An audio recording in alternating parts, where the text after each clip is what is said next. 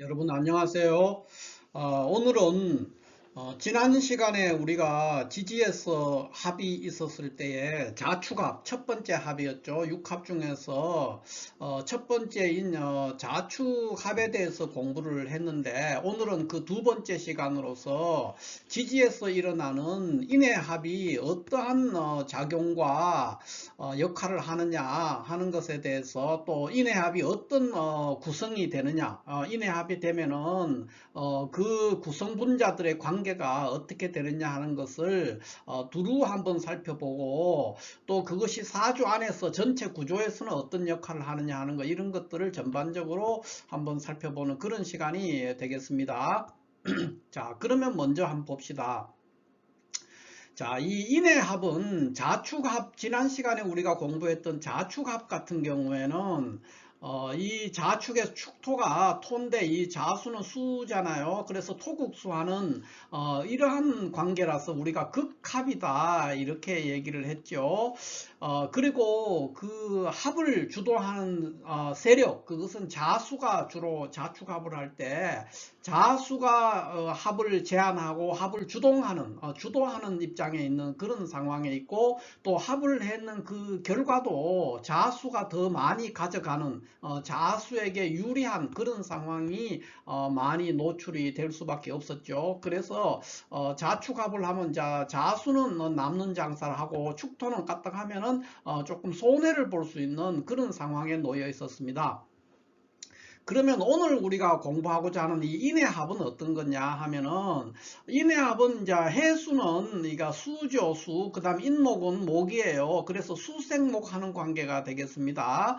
그래서 이거는 지난 시간에 자축합처럼 토국수하는 그런 극하는 관계가 아니라 수생목으로 생하는 관계에 있죠. 그래서 이거를 우리가 생합이다 이렇게 표현을 합니다.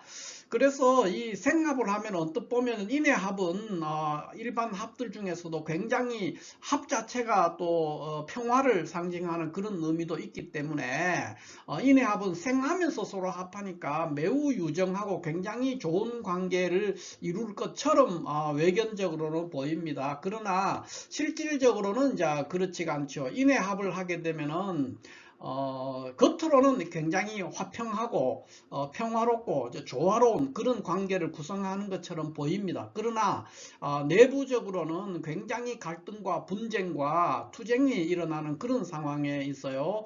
그래서 이제 우리가 인해합 같은 경우를 이렇게 선합 후파한다 이렇게 얘기합니다. 먼저 합하고 나중에는 깨진다는 것이죠. 이게 이제 인해합의 특징이다 이렇게 볼 수가 있어요. 왜 인해합이 이렇게 선합 후파하느냐, 그러니까 겉으로는 평화스럽고 화목하게 보이는데 합을 해서 내부적으로는 갈등과 분쟁과 전쟁이 일어나고 있느냐 하는 것을 살펴볼 필요가 있죠. 그것을 어떻게 살펴볼 거냐 하는 것은 인과 해 속에 들어있는 이 지장간들의 관계를 살펴보면은 이해가 금방 될 수가 있습니다. 그러면 한번 봅시다.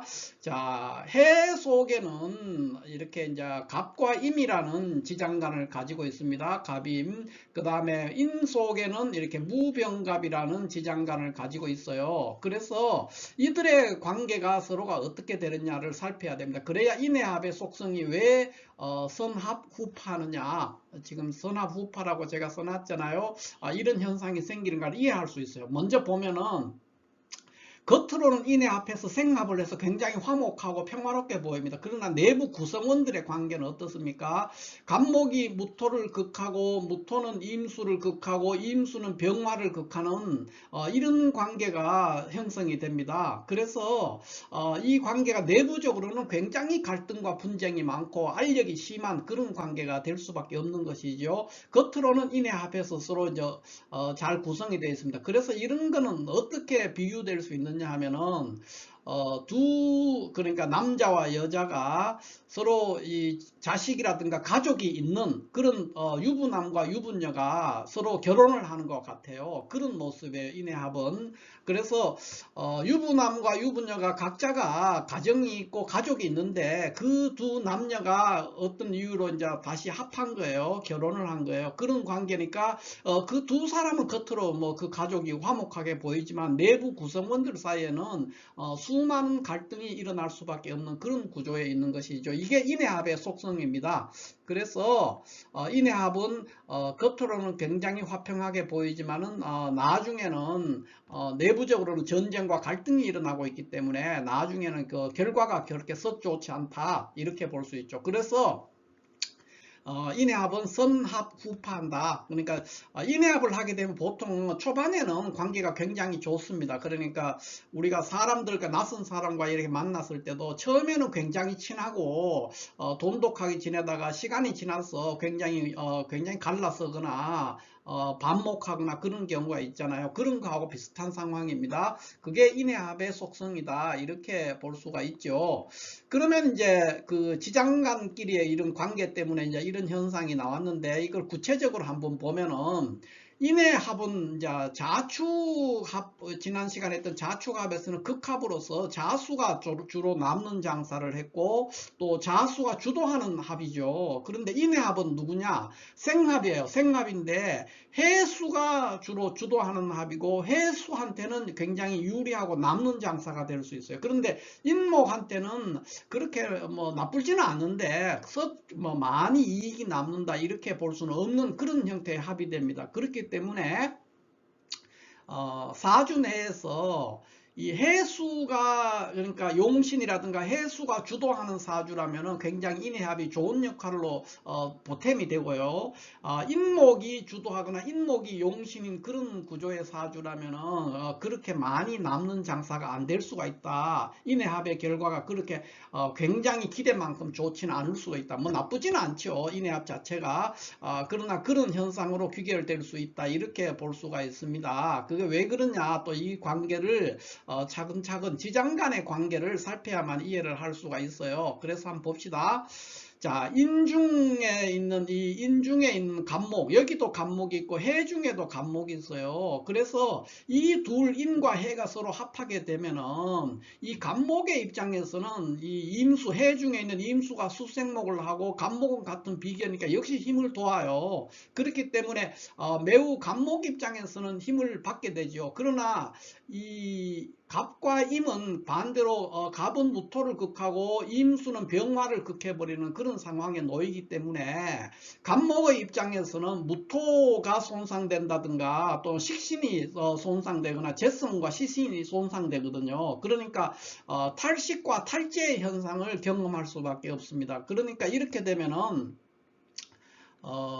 인해합을 했을 때 간목이 주도하는 사주라면 간목 또는 인목이 주도하는 인목이 뭐 용신이라든가 사주 내 주도하는 세력이었다. 그랬을 때 인해합을 했을 때는 결국은 인목이라 그 간목 인목 속에 있는 간목은 자기 역할을 힘을 얻고 할 수가 있지만은 탈식과 탈재의 현상을 경험할 수밖에 없는 것이죠. 그러니까 해 중에 있는 갑과 임해에서 병화와 무토가 극을 당하고 있기 때문에 탈식과 탈재 현상이 있게 되는 거죠. 그런데 사주 내에서 이 병화와 무토라는 이 두 개, 그러니까 인 속에 들어있는 지장간 이 두 개가 좋은 역할을 할 때라면은 간목은 힘을 얻었지만 이 두 개의 손실이 있으니까 그냥 결과가 그렇게 썩 좋지는 않을 수가 있죠. 그런데 반대로 이 사주 내 역할에서 무토나 병화가 좋은 역할을 하는 구조가 아니라면은 그럴 때는 또 이 해수에 의한 간목과 임수가 좋은 일을 해주는 거기 때문에 그럴 때는 또 좋은 결과를 나타내기 때문에 인해합을 했을 때에 인목의 입장, 인목이 주도하는 사주라면은 그런 구조에서는 이제 자세히 살펴봐야 되겠죠. 그런데 인목 속에 있는 간목만을 두고 보면 간목도 역시 이제 힘을 얻고 간목이 해야 될 일들을 해수가 여러 가지로 도와주는 그런 면도 있기 때문에 반드시 나쁘다고는 할 수 없지만 사주 구조에 따라서는 나빠질 수가 있다. 이렇게 볼 수가 있습니다. 이게 이제 첫 번째 특징이에요.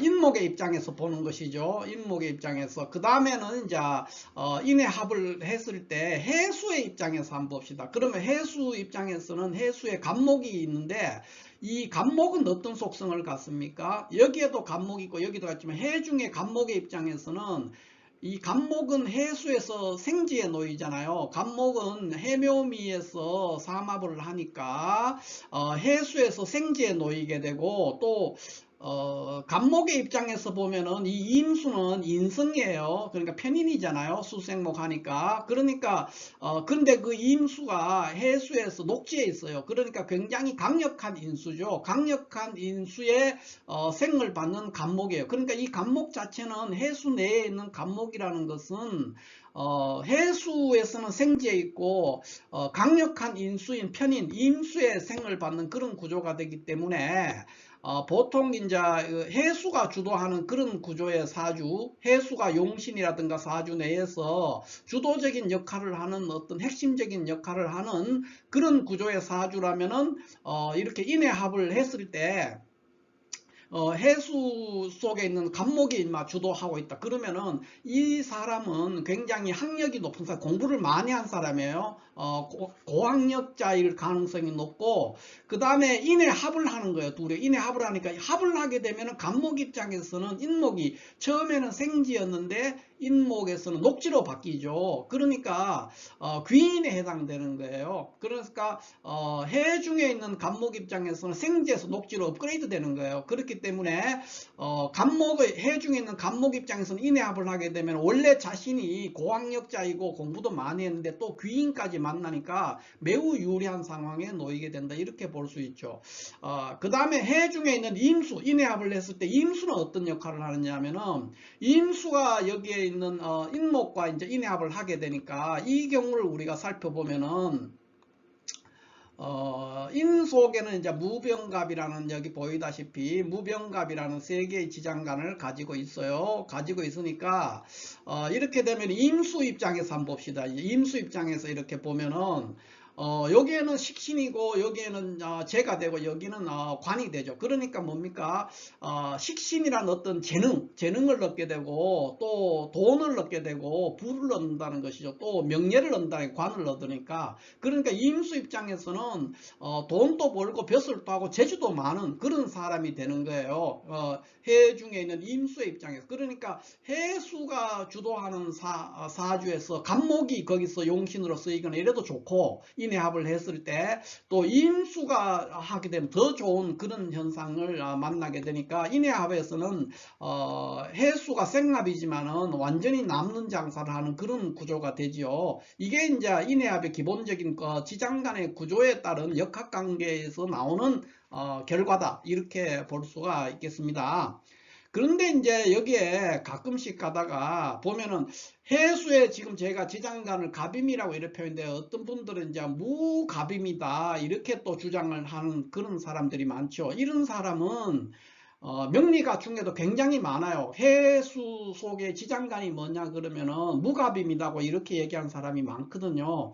이 사람은 이렇게 이해하고 이런 말을 하는 사람은 명리학을 처음부터 새로 배워야 돼요. 그러니까 굉장히 잘못 배웠죠. 뭐 명리학을 10년을 공부했다, 20년을 공부했다 그런데도 결국은 지장간이 뭔지를 모르는 거예요. 그러니까 해 중에는 지장간이 무토라는 게 없습니다. 없고 갑인밖에 없거든요. 이런 것들은 이제 연애자평에서 아주 일관된 입장을 취하고 있는 거예요. 그렇기 때문에 이렇게 해중의 지장간이 무갑입니다. 이런 주장은 절대로 하지 말아야 됩니다. 여기서는 지금 지장간 설명, 지장간은 굉장히 초보 시절에 하는 얘기이기 때문에 지장간을 설명하는 시간은 아니기 때문에 제가 여기서 더 시간 문제도 있고 해서 더 설명은 못 드립니다. 못 드리지만은 일부러 제가 까먹고 무갑임이라고 안 하고 갑임이라고 했는 게 아니고요. 지장간은 해중의 지장간은 갑과 임밖에 없다는 거 꼭 이해를 하셔야 됩니다. 자, 그 다음에 우리가 이제 이 명리라는 것은 혼인이나 결혼이라든가 남녀의 관계, 이성의 문제 이런 거를 빼고는 얘기를 할 수가 없어요. 왜냐하면은 명리학은 새 속의 어떤 부귀를 이야기하는 분야이기 때문에 반드시 이거를 이제 짚고 넘어가야 되고 명리학 자체가 음양에 관련되는 얘기이기 때문에 음양과 관련되어 있는 음양의 합, 이 인해합도 음양의 합이잖아요. 인목은 양이지만은 해수는 음이란 말이에요. 우리가 체를 기준으로 했을 때. 그래서 이것도 역시 음양의 합이에요. 음양의 합이기 때문에 반드시 그거를 봐야 되니까 우리 실생활에서는 남녀의 관계라든가 혼인의 면으로 살펴볼 수가 있습니다. 그렇게 되면 어떻게 됩니까?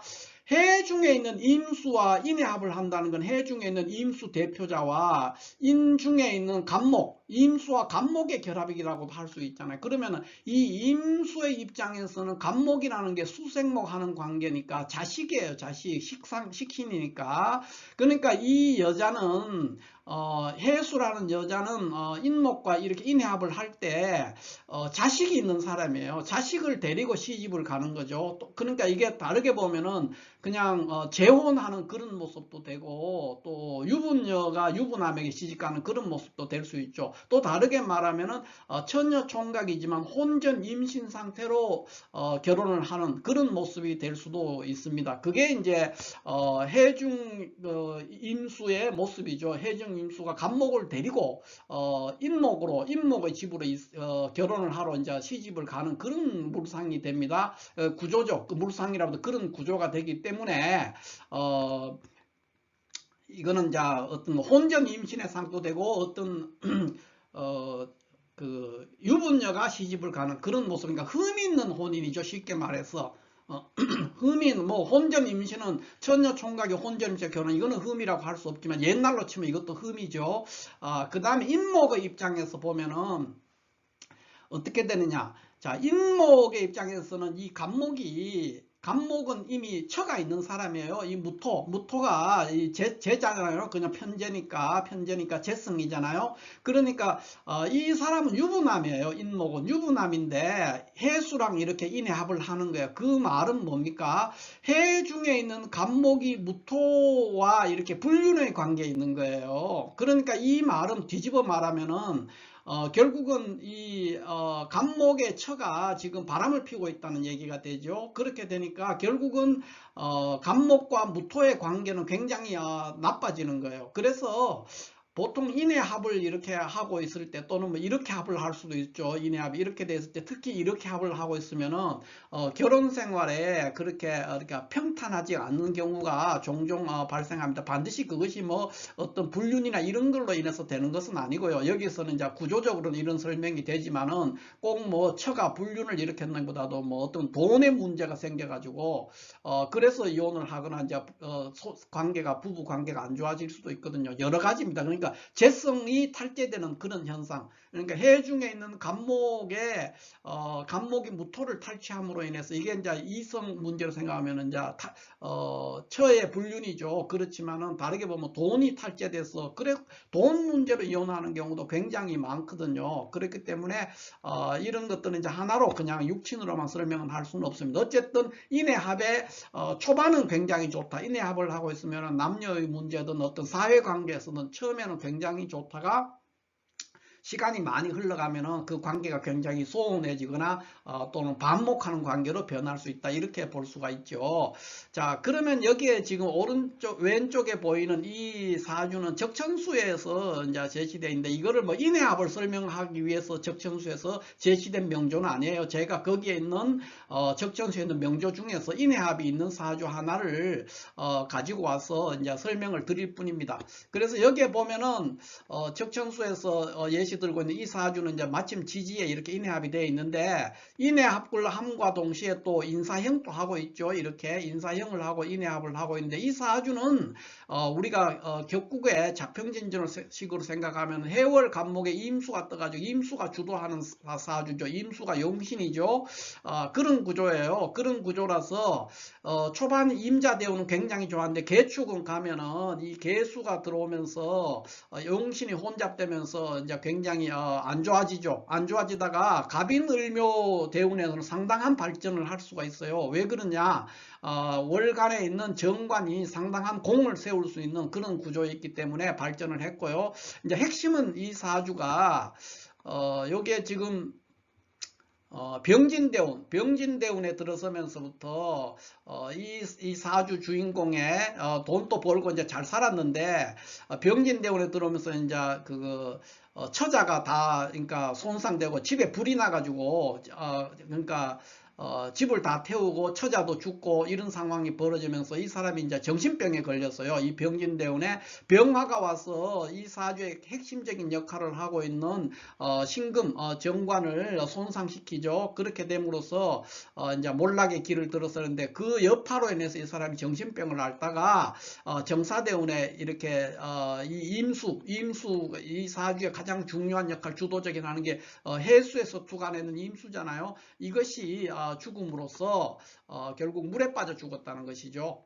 이게 이제 이 사주의 주인공인데 이런 구조도 이제 역시 용신이 이렇게 해수가 인해합을 하는데 해수가 이제 주도하는 것은 처음에는 굉장히 발전을 했어요. 발전을 하다가 이렇게 선합 우파 형태로 했는데 그나마 이게 이제 이 연과 월의 합인데 만약에 일시에 이렇게 인해합을 하고 있는 경우에도 그런 현상이 나와서 부부 관계가 이제 그러니까 원만해지지 않을 수가 있는 그런 상황이 벌어질 수가 있습니다. 그러나 이 사주 예시된 명조에서는 연월간의 합이기 때문에 주로 이제 어떤 부부의 문제라기보다는 사회적인 또는 본인이 타고난 재능과 역량에 관한 또는 청소년기 또는 젊은 시절의 어떤 문제에 관한 얘기다 이렇게 이해를 하면 되겠습니다. 어쨌든 인해합을 하고 있는 그거를 설명하기 위해서 제가 적천수에 있는 명조를 하나 그냥 제가 예시로 하나 들었고요. 이 적천수 자체에서는 이 구조를 인해합을 설명하기 위해서 가져온 설명하고 있는 그런 사주는 아닙니다. 자, 어쨌든 이렇게 해서 오늘 제가 인해합을 간략하게 설명을 해 드렸고요. 오늘은 이제 여기에서 인해합을 마치고 이제 다음 시간에는 또 묘술합이라든가 오미합이라든가 지지의 여러 가지 육합들이 있잖아요. 그거에 대해서 한번 다뤄보도록 하겠습니다. 감사합니다.